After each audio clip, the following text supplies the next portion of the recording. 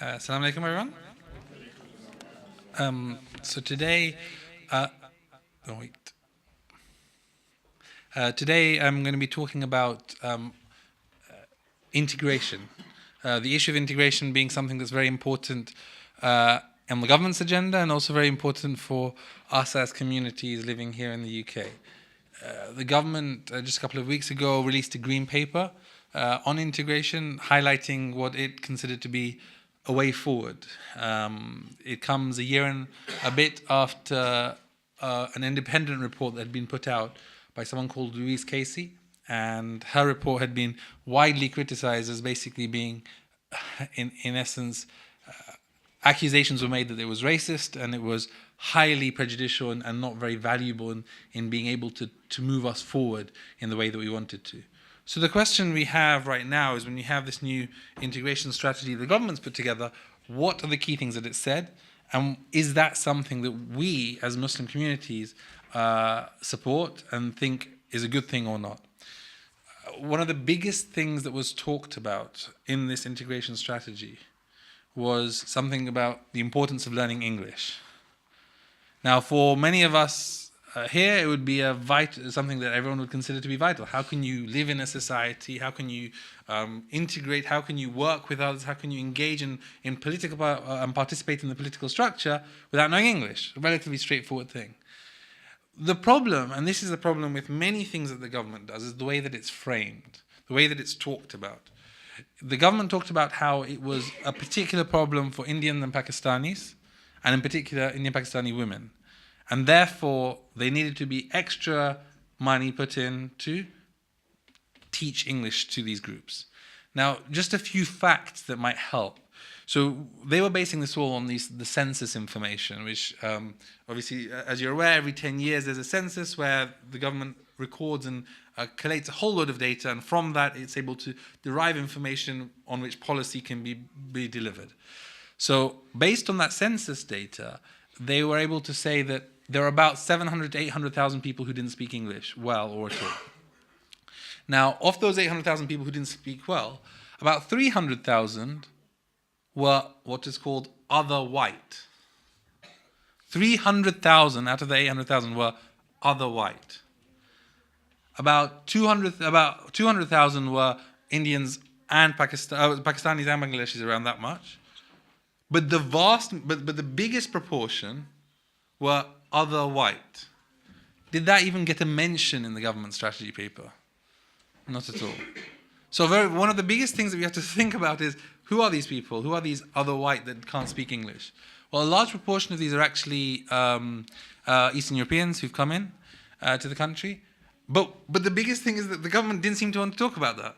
Didn't want to talk about the fact that there's a whole load of people who can't speak English, who aren't integrating necessarily, if that's the core indicator of integration. But the government didn't seem to think that was important enough to talk about. But instead it talked about Indian and Pakistani women, Pakistani and Bangladeshi women being the biggest problem. So then you think, okay, well, let's look. I mean, it doesn't matter. It doesn't matter if that's not the main issue. Let's look at the Indian Pakistani communities. The Pakistani and Bangladeshi communities who can't speak English. Are these, the young people who are in the working in society, or are they older? Well, what the stats show is that 50% of the people who can't speak English very well are actually over the age of 55. In other words, they're almost coming out to retirement and coming. I'm not saying that everyone who's 55 is necessarily coming out to retirement.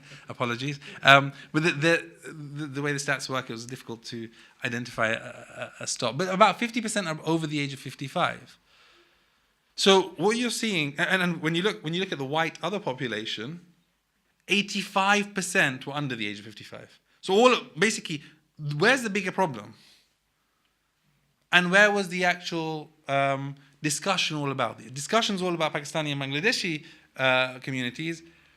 The statistics seem to indicate that white other communities actually, and younger white other communities, are actually where a lot of the English learning needs to improve. So it's not that English learning is a problem. It's a very important part of living in a society where you want to engage. Of course it is. But we need to look at the statistics and look at them fairly. And that's one of the big problems and the biggest challenge with looking at these things and working on integration issues, is not that the statistics and the ideas aren't there, but it's the framing and the way that, in particular, Muslim communities get stigmatized because stats aren't followed.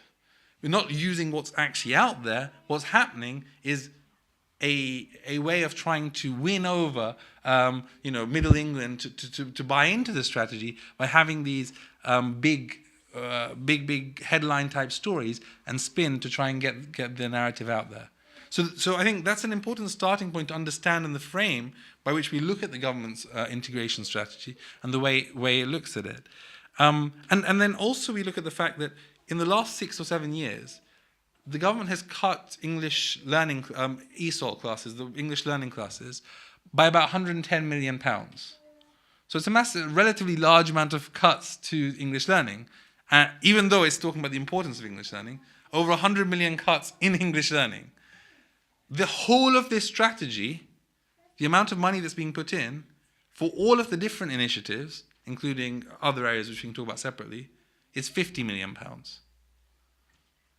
So basically, the government's saying, oh, we need to sort out this English problem, but they're not even reversing the cuts that have been made to teaching English. So I think that framing is an important starting point through which we look at the whole integration discussion and debate, and we look at how the government talks about it.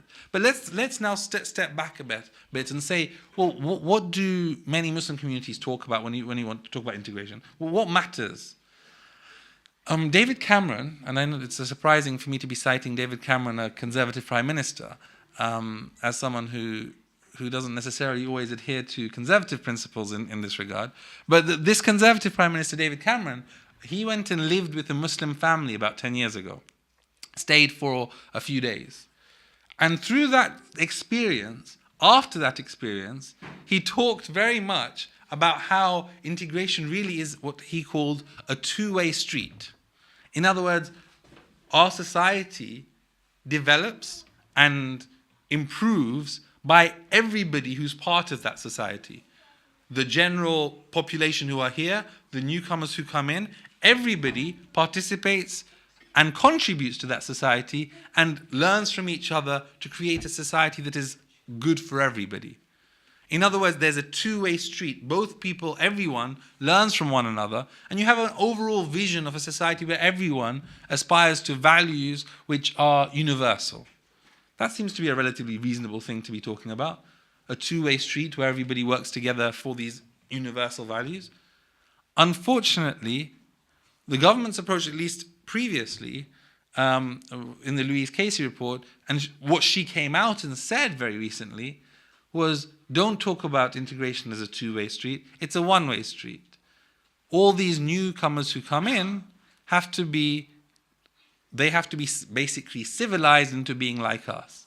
Now we have to understand what is meant, what is the underlying structural discrimination or bigotry that drives this type of discussion.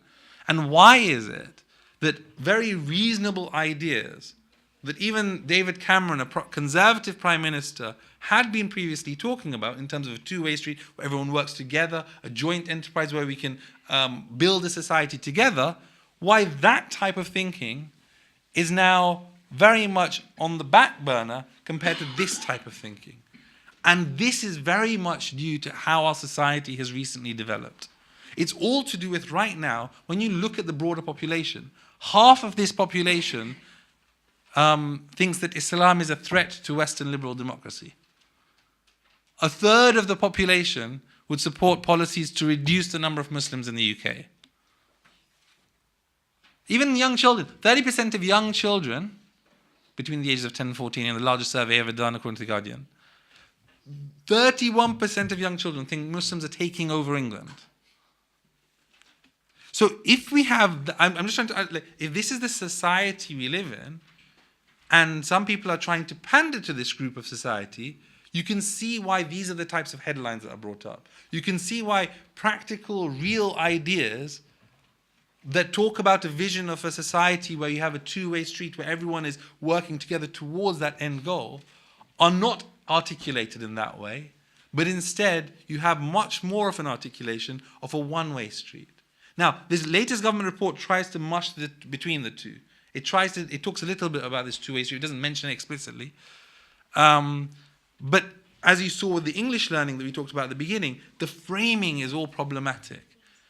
And what you have to say is, well, what do many Muslim communities care about? What are the real things that matter in Muslim communities across the country? Well, 50% of Muslim communities live in the 10% most deprived areas. So half the Muslim population live in the most deprived areas of the UK.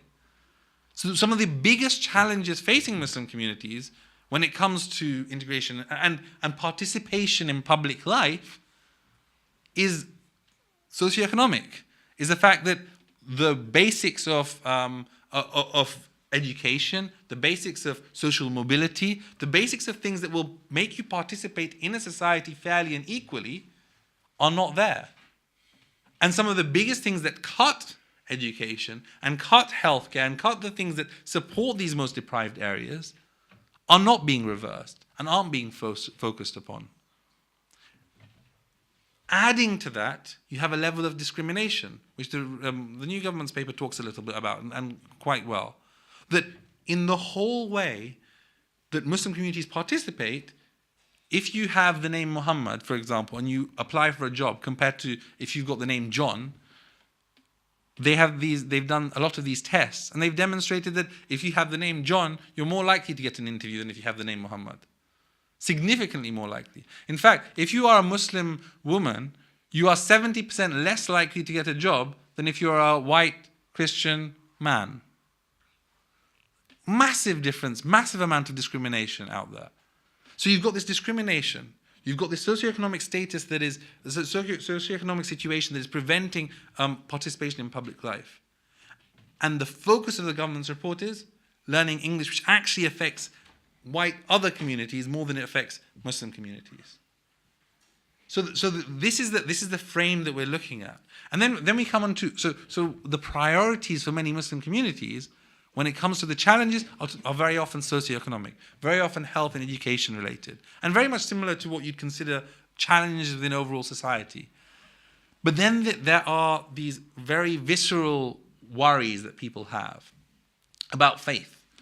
Is faith an enabler of integration, or is faith an inhibitor from integration? Does faith help you participate, or does faith move you back? And what you notice within Muslim communities, when it comes to being integrated or being considered part of society, Muslim communities feel more British and more part of society than any other group in society at all. Without exception. Muslim communities feel more part of society. How is this possible? Very often, this is basically part and parcel of what we see when we look at the Muslim communities and their development in this country. Being part of the society is actually very much what every poll, almost every poll without exception, shows that Muslim communities feel very much part of society. And what's even more interesting is that almost 90% of the population agree with that. About 85% of the population are happy with the integration of society and the different groups that integrate in our society. So most people are relatively comfortable with what's happening. Yet we have this idea that no, there's this big issue, that Muslims segregate themselves from the rest of society. What do the statistics talk about segregation, just on the side? In the last 10 years, or the last between 2001 and 2011, the last two censuses that we have, Muslim communities have actually become less segregated than they were before. Professor Ludi Simpson from Manchester has the study, and anyone can look at it later. So Muslim communities are becoming far less segregated. Their challenges are mainly socioeconomic.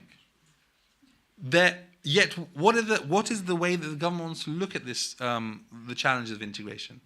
English language, which primarily affects white other communities, but also affects Pakistani and Bangladeshi communities. And things like discrimination and social mobility take a second tier importance. And that's something we have to look at. I think that when we have the priorities of our communities in front of us, when we see the challenges that are being faced, obviously we're going to say we need support from government and from civil society to work together to tackle these issues. There's no doubt at all. You need a government support. You need civil society to step up. But what we can't have is a situation where the government basically frames the whole problem as minorities and migrants are the problem and it's up to them to integrate. The onus should not be, the onus is on us as a society to work together. Because when you look at the issues of segregation, when you look at the issues of how people are living, let's say you talk about some of the more segregated places in the UK, where literally people talk, Panorama talked about Blackburn in particular, where there's a significantly larger Muslim population in a certain area, and the white population, if you like, is segregated and has moved away. There are a couple of questions when it comes to talking about segregation in this regard. Firstly, the question is it necessarily a bad thing?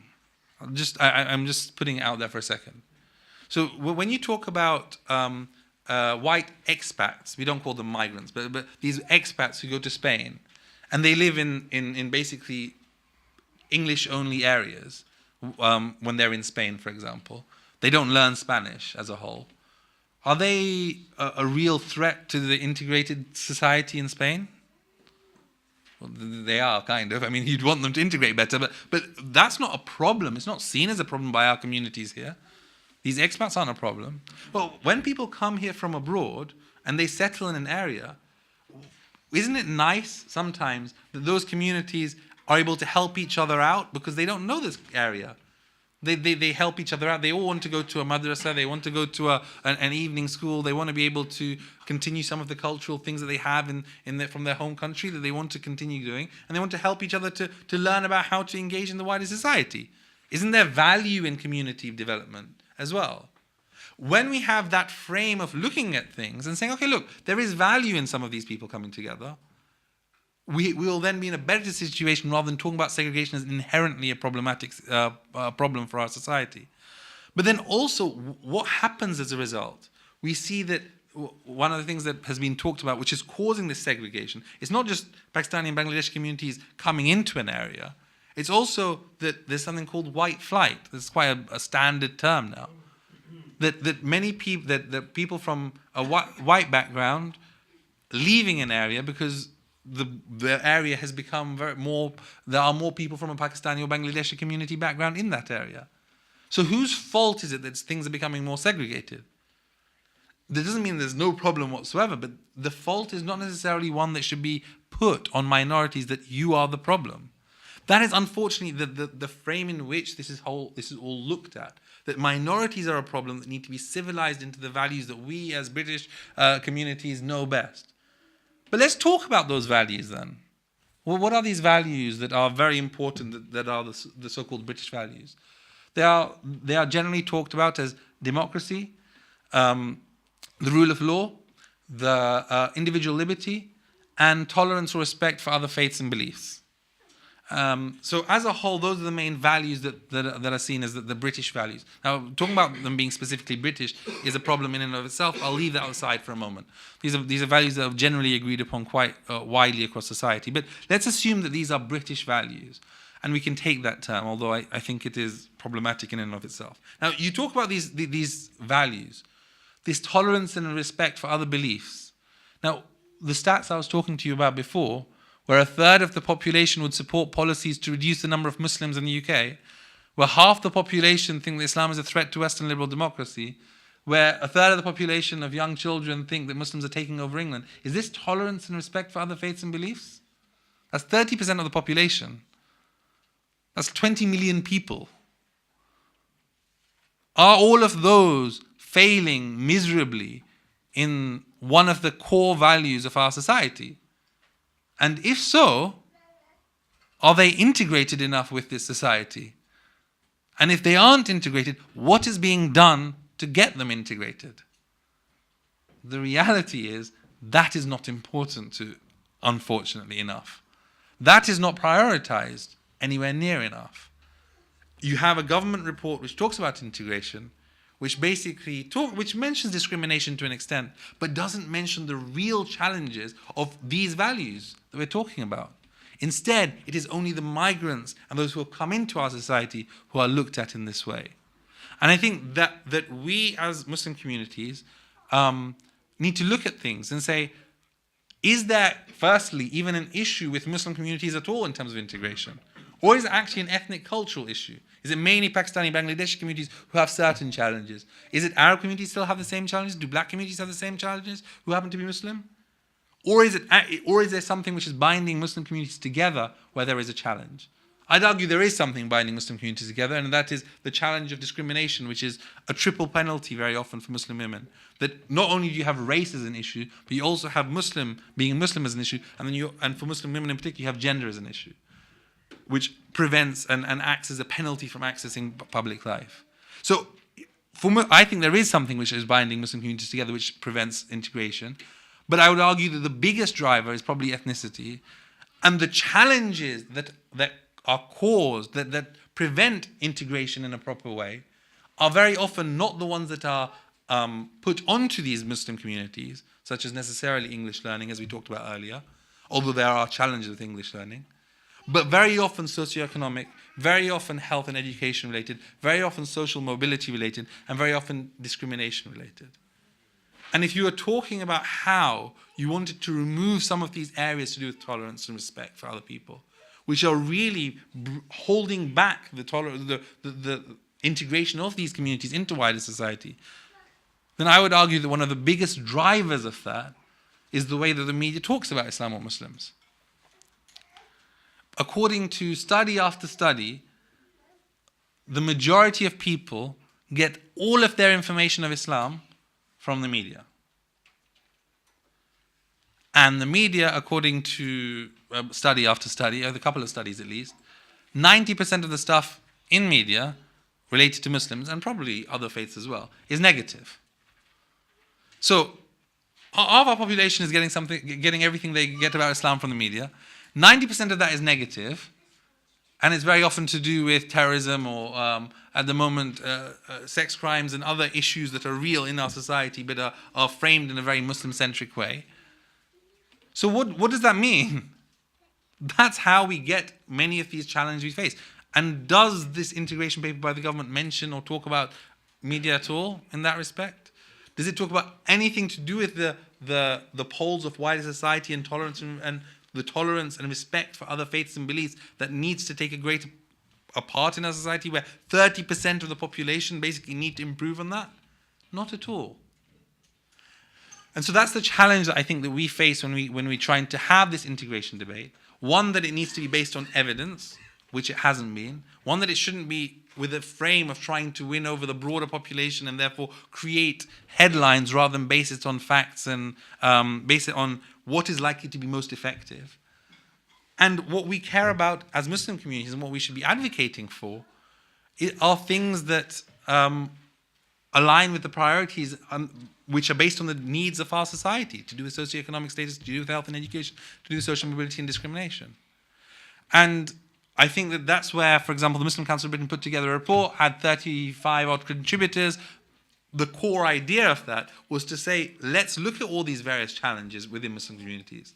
What has been done well? What are the real things that matter? And let's get experts to write about all these things. And let's publish that when the government publishes its report on integration, to ensure that those issues that matter to Muslim communities can be put on the table when the government's green paper comes out. And so I'd like to end there by saying that what we have now is an opportunity to respond to the government's paper. So the government's put out this green paper. It's laid out a series of different recommendations, some of which are good on social mobility, etc., but the whole framing of which is problematic. But some of the ideas themselves are relatively good, especially when it comes to name-blind discrimination and other issues.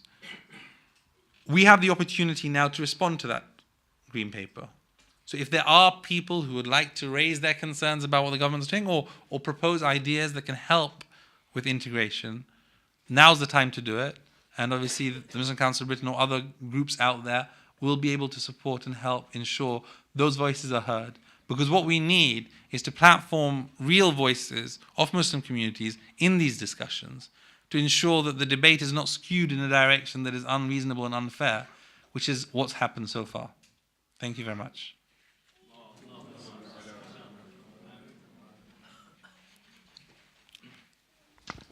Thank you very much, Miqdaad. We have a few minutes for some question and answers. Do we have any questions? Yeah. Thank you, Miqdaad. So 3 points. One, I remember that when we did the research on the 2011 census, some of these other whites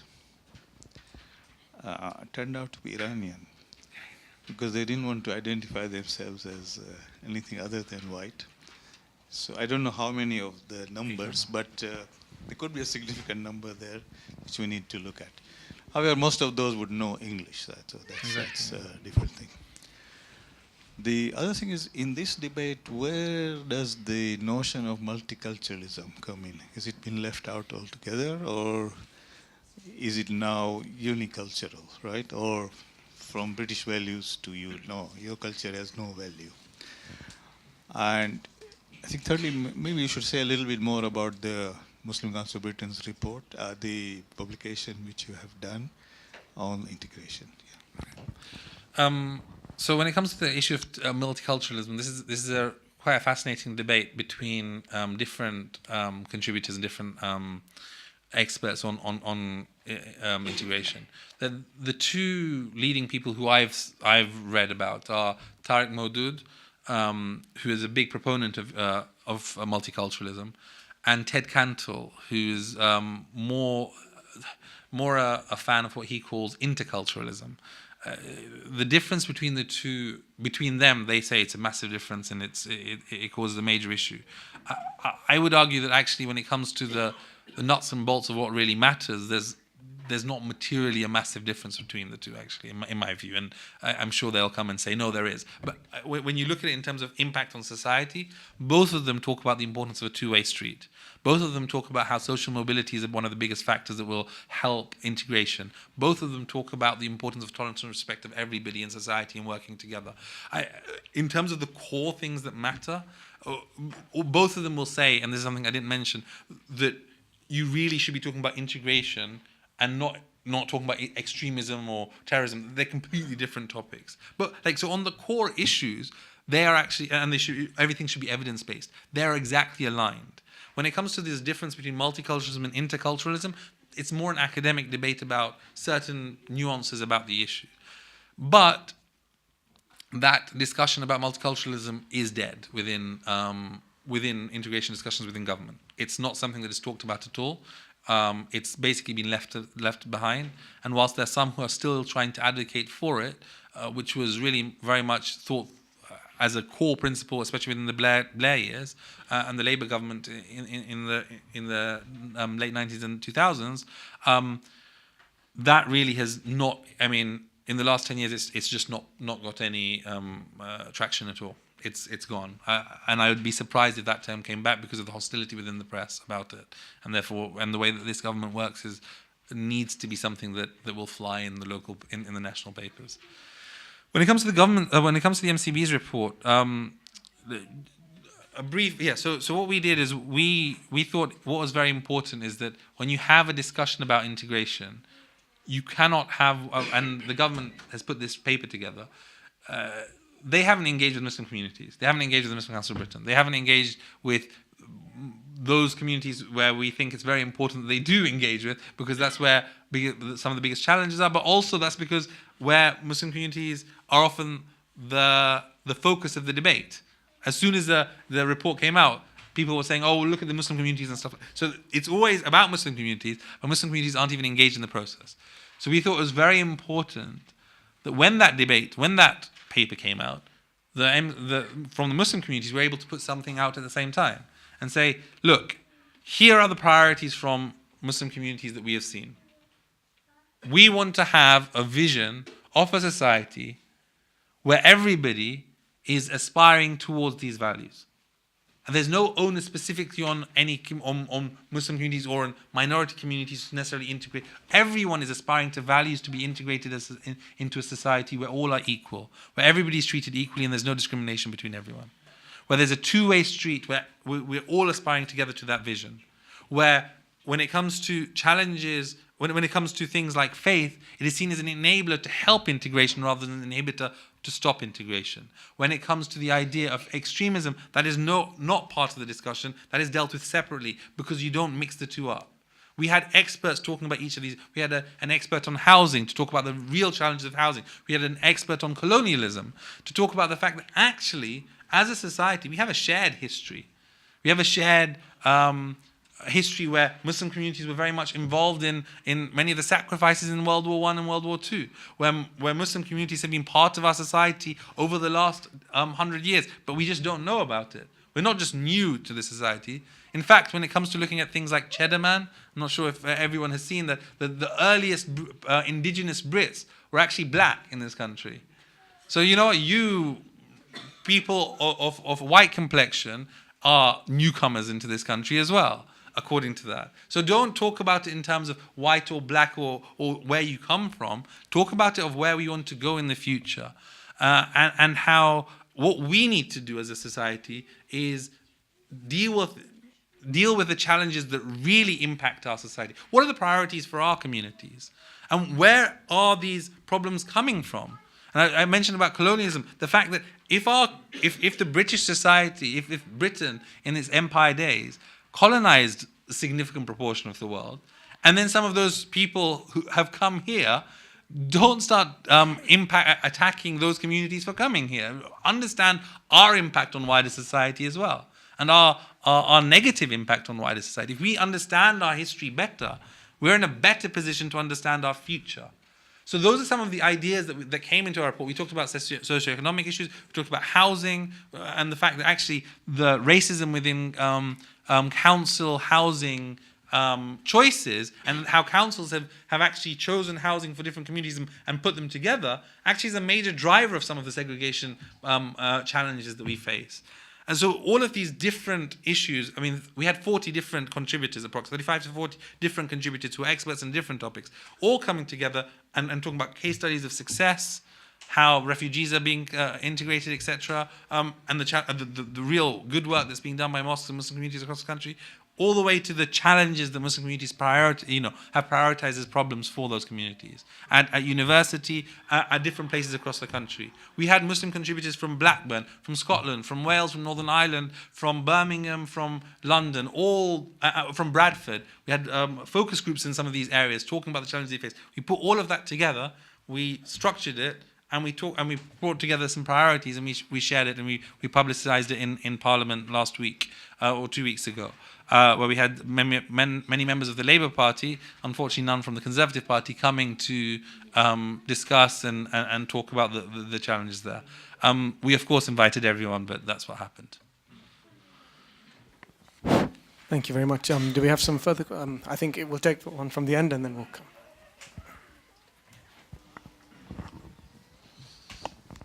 Miqdaad, I think the thing that really confuses me is what is the agenda of the government for going for Muslim communities? Because let's say if I'm in government, I would view these people as people who would drive the economic system. These are people who would be the labor force, cheap labor, if you want to call them cheap labor, but drive the cost of production, cost of living, etc., for the British people or the non-white people down. So the thing that really confuses me is this, that what is the real agenda? Especially, I think you give the impression the Conservatives have really taken this agenda as a primary to go for this us Muslim community. But it's an oxymoron because they're very economic driven as well. So this is the part that really confuses me. So, I don't know how careful I need to be. No. So, look, I think that this government in the last 5 to 10 years, what we have seen is a growth in the number of people who have racist views. Those people very often in the past used to vote for parties like UK Independence Party and other places like that. You know, when you look at issues with racism, there have been reports which show that the greatest amount of, for example, anti-Semitism is from the far right. The greatest amount of Islamophobia is from the far right. I mean, we know this. This is not new stuff. So this is where all the racism and bigotry comes in. What you also notice is there's lots of nationalism, patriotism, also seeming apparently aligned with that. Now, if you are a government where you are trying to ensure that you have popular support for your policies, sometimes by framing them in a way that might appease some of these individuals, you may be able to get something which overall works for the society. And I think I'm going to give some benefit of the doubt. I don't know if I can do that very easily, but perhaps one could argue that the entire English language discussion, which factually has little basis and doesn't have the money to do what it needs to do, and it's basically focused on, it should be focused on white other communities as a priority, followed by Indian Pakistani communities rather than the other way around, etc., etc., etc. Maybe that whole framing was there so that some of the issues to do with social mobility and discrimination and anti-discrimination could actually be done. Maybe that's the most positive way of looking at it. I think that a more cynical way of looking at it would be, in order to ensure that our society as a whole will vote for this group, then you need to pander to the views of that group. And you don't base stuff on facts, you base your stuff on fiction. And many people who support Remain versus the Brexit debate would argue that's exactly what's happening. There's no issue based on facts on what's good for the country long term. It's based on what will win, what will keep a small coalition together going for the next few years. And short-termism is, to be honest, a natural consequence of a democracy where you have regular elections. You can't necessarily hope for long-term thinking. And it requires very often innovative, brand new, long-term thinking ideas that somehow get cross-party support for massive change or a massive change in the electorate. And you see some of that with the left. I think with the right, it seems to be going in the wrong direction, much more. Anyway, that's...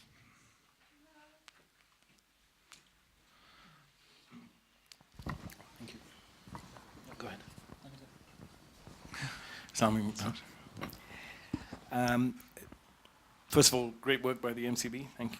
Congratulations on that. The point about two-way integration being, I take that point. There is, however, another aspect to that, and that is, you mentioned earlier on that the majority population is getting their views of Islam from the media.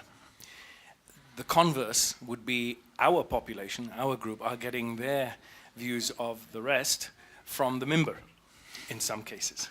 And what is being preached from the mimbar isn't always positive, isn't always, and in some cases justifiably so, right? But in many cases, we have these, how shall I put it, fiery preachers, as they're nicknamed, in certain centers, and not just in England, but in other parts of the world, who espouse views that are, how shall I put it, very, very controversial, and you know, describe the other as munafiqeen and mushrikun and you name it. They tell us that, you know, they're going to corrupt you, they're going to do this to you, and stay away from them. So the Muslim population that listens to that naturally don't think twice before integrating or wanting to integrate. So A, would you agree with that as being something that is a phenomenon?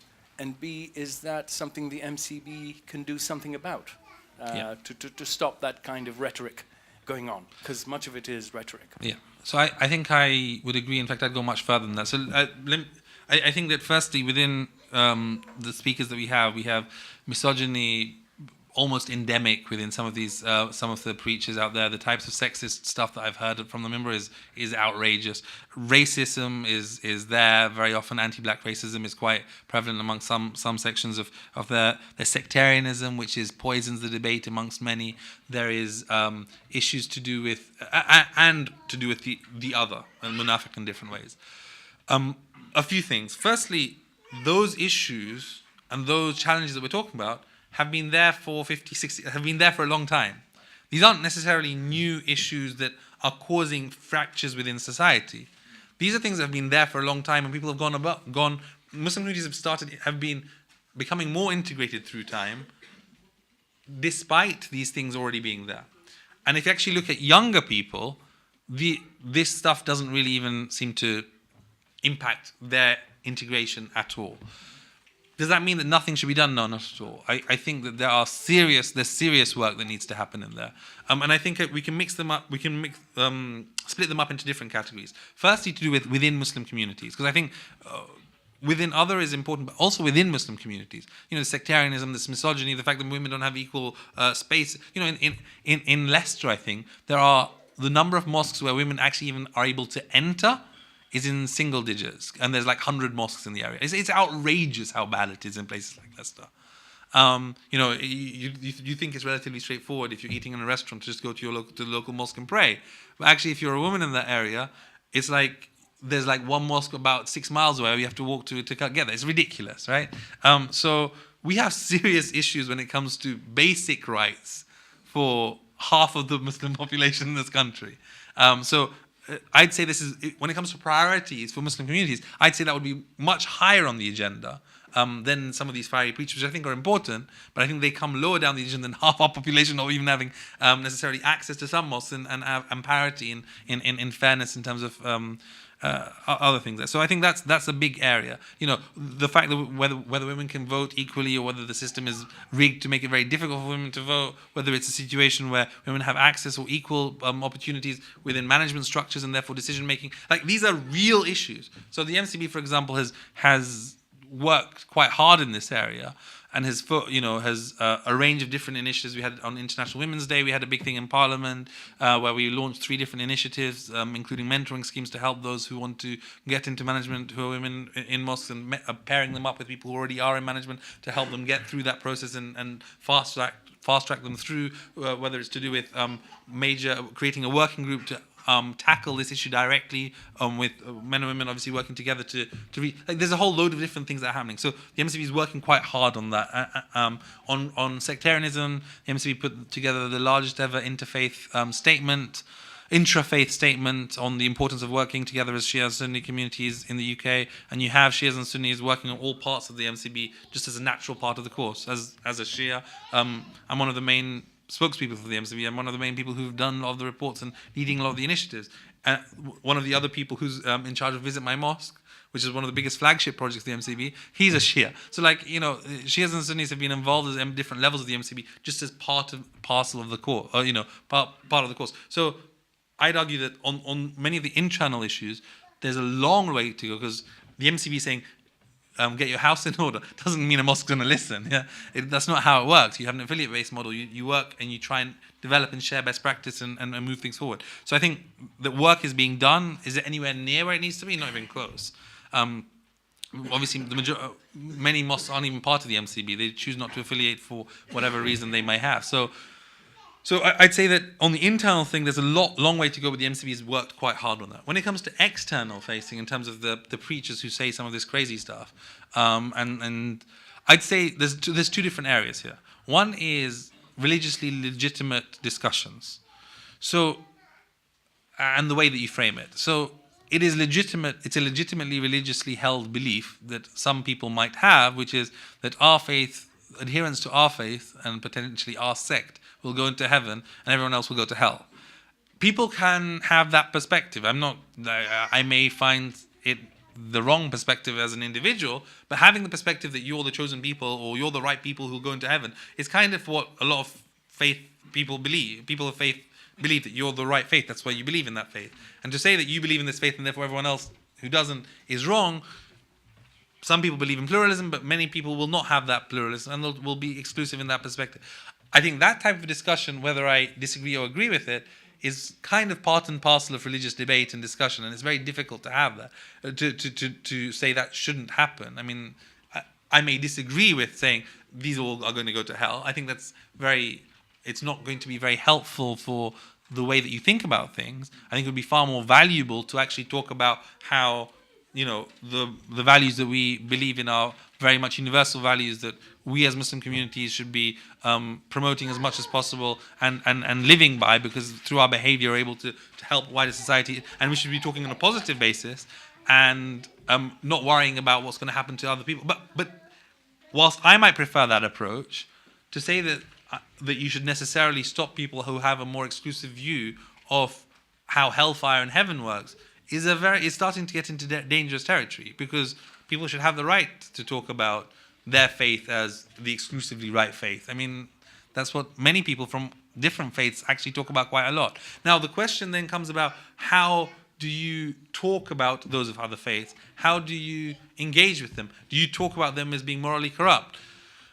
So I think, again, this is where, whilst I think this is this is something where government should not be involved, but Muslim communities should be. And I think that how we talk about our fellow citizens in our society, we learn from the Prophet and Imams. Like, when you look at the way that they engage with wider society, they also talk about the morals of and the vices of wider society. They did discuss the vices of wider society. In the Quran and Hadith, they talk about many of those vices. And I think, though, that the fact that every person, or depending on which Hadith you look at, everyone thought the Prophet to be a man of impeccable character, demonstrates that you're able to do that in a way that is not something that is exclusionary and makes you apart from the rest of society. You can talk about morals and vices, whilst also at the same time talking about inclusion and being an example for society. So I think there's a question of how you go about doing and demonstrating what is right and what is wrong, whilst being able to hold those principles of what you think is right and wrong completely reasonably. So I think that the key thing here is the means by which you do it, the akhlaq by which we do it, and the fact that actually some of our biggest preachers in Muslim communities appear to have lost some of the basic morals of akhlaq and how you should talk about other people. And for me, that's the issue, not necessarily about talking about vices and morals, because that, I think, is part and parcel of what many people think is part of society and our faith, sorry. I think.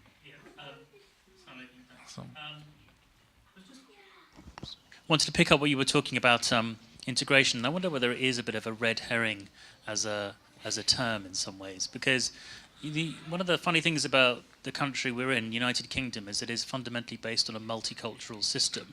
It's 4 different countries, England, Scotland, Wales, and Northern Ireland. It's multilingual. There are different languages native to this country spoken here. It also, there are certain communities who never seem to get the same kind of attention that, for example, Muslim communities do get. So close by me, there's a bilingual Chinese-English nursery. Now, in the figures that you were quoting, and I think Chinese are one of the groups where there is sort of some level of lack of English. There is very little sort of visible sort of discussion or about them as a community. There's a term that's often used, it's called visible minorities, isn't there? And I wonder whether invisible minorities is the ones that the people in charge try to prefer in some ways, and whether integration really means more knowing your place, i.e. working out how you work out with the rest of society and being appropriately differential in the right circumstances. But just to look at so why Muslims is the question. I mean, I'm just about old enough to remember when we were all Asians. And we don't seem to be that anymore. It's always, Sadiq Khan is always the first Muslim mayor, whilst if he'd become mayor before, say, 2001, he would have been the first Asian mayor.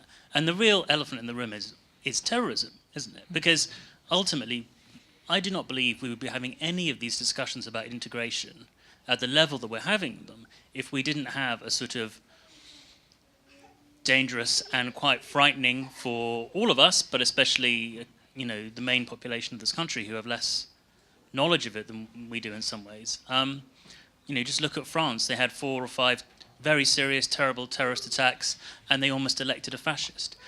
Violence radicalizes people. We know that. So if the nub of the issue is terrorism, and if we're having the government sort of asking Muslim communities to sort of solve the issue for us, and that's problematic in so many ways, what can we or the MCB or whoever, just as Muslims, do, both in terms of sort of cannily presenting ourselves in a better way to sort of do good PR or whatever, but then the real sort of issue is there anything we can actually do about something that seems uncontrollable? So I've had a really good question and a really tough one. So there are a couple of things I think are quite interesting. When I've been discussing issues to do with bigotry, just to give a flavor of it, when I've been talking about issues to do with bigotry in the media, that's some area that I spent a lot of time on. I often have someone respond and say, but what about extremism and terrorism? You have so-called liberals who, when it comes to many other communities, will say you need to keep bigotry on one side and issues to do with foreign policy completely separately. Look, if there's bigotry, talk about the bigotry. Don't bring in, like, for example, right now, don't bring in Israel to the discussions on anti-Semitism. This is an issue to do with anti-Semitism. Don't bring in Israel to this. Why you bring it? And I agree with that. Keep them separate. If there's to do with this anti-Semitism. But the same thing with Islamophobia. When you talk about bigotry and Islamophobia, don't suddenly bring in terrorism and you can talk about them two separately. But the problem is that as a society, even the liberals who theoretically believe they're above this have fallen into the debate of securitizing Muslims, where Muslims are seen as a potential security threat. And how do we get beyond that? I really struggle, because I think you're very much right that one of the biggest problems is that the way to get beyond that is deference. The way to get beyond it is by not standing up for yourself. The way to get beyond it is just saying, yes, that's fine. Treat us how you want, and we'll just go by and we'll make it work. But as a whole, we've chosen to not take that path at all.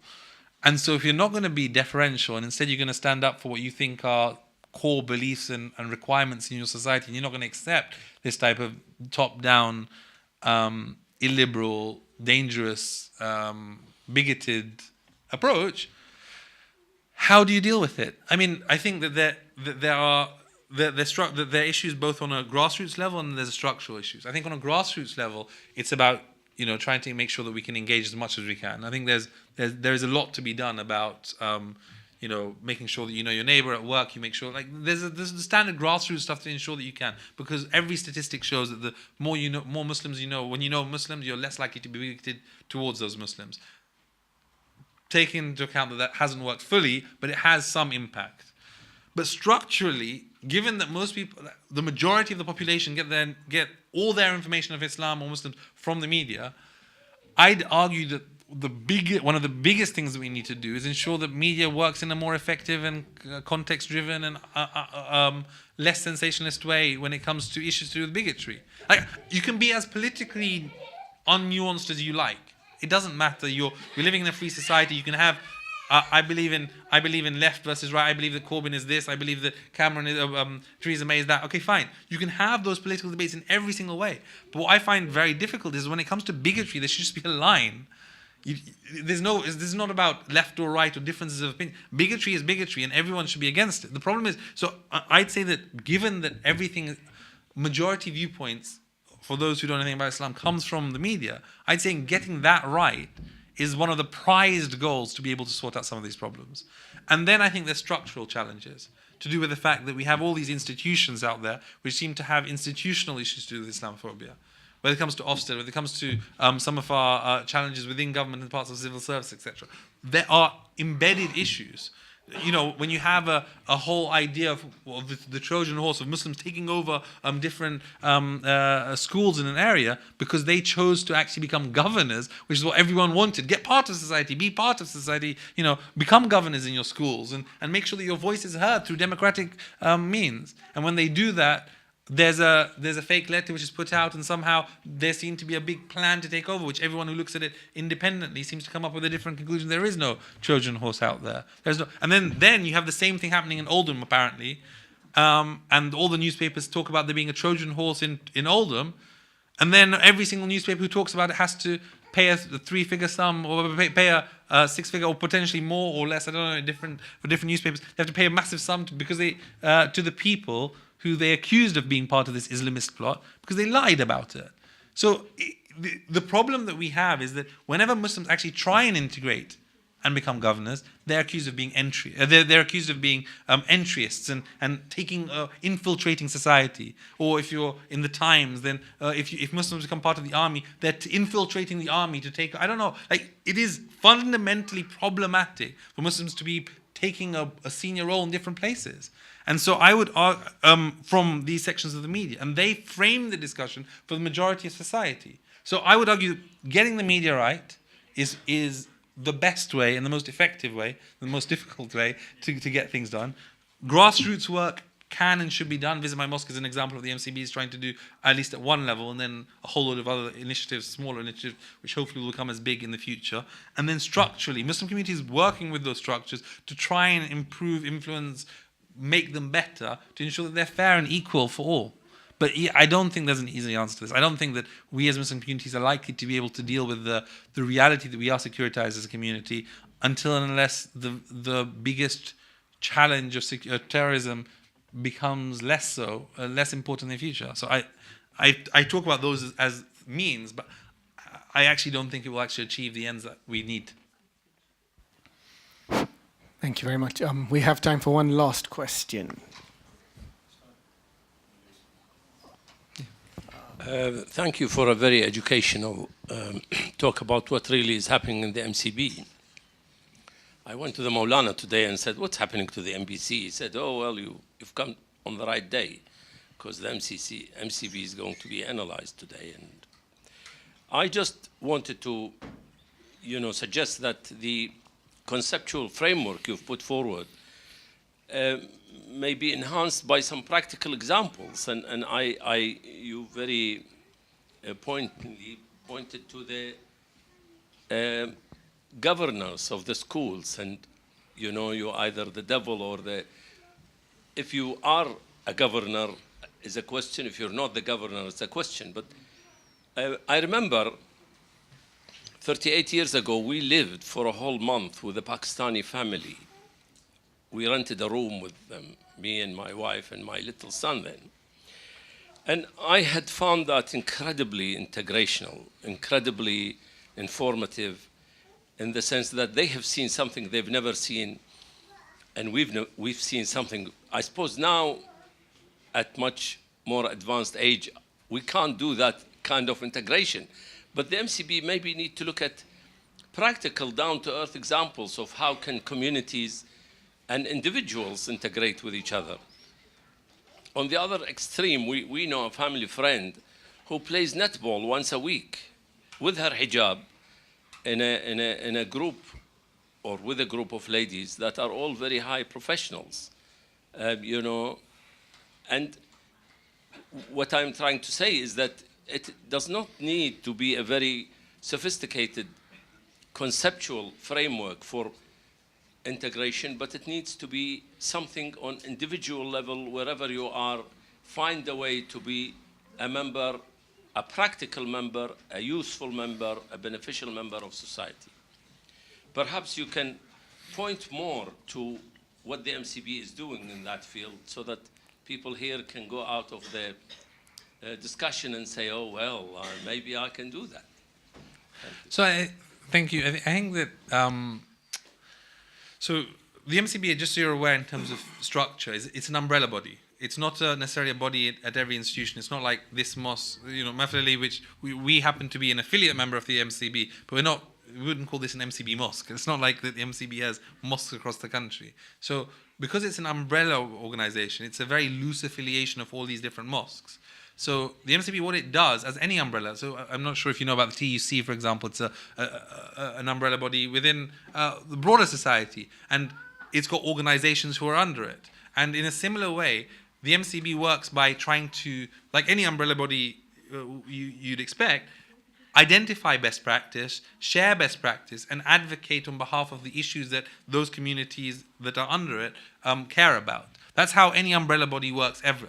So what we try and do is create best practice and then develop it. So with Visit My Mosque, we created a situation where many mosques were doing open days, right, for their local communities. And that was a great way to get to know one another. So what the MCB did is it started off by having an open day on a day with 25 mosques joined. The next year it was 80 mosques joined. The next year it was all 150 mosques joined. And this year, over 200 mosques on one day opened their doors for wider society.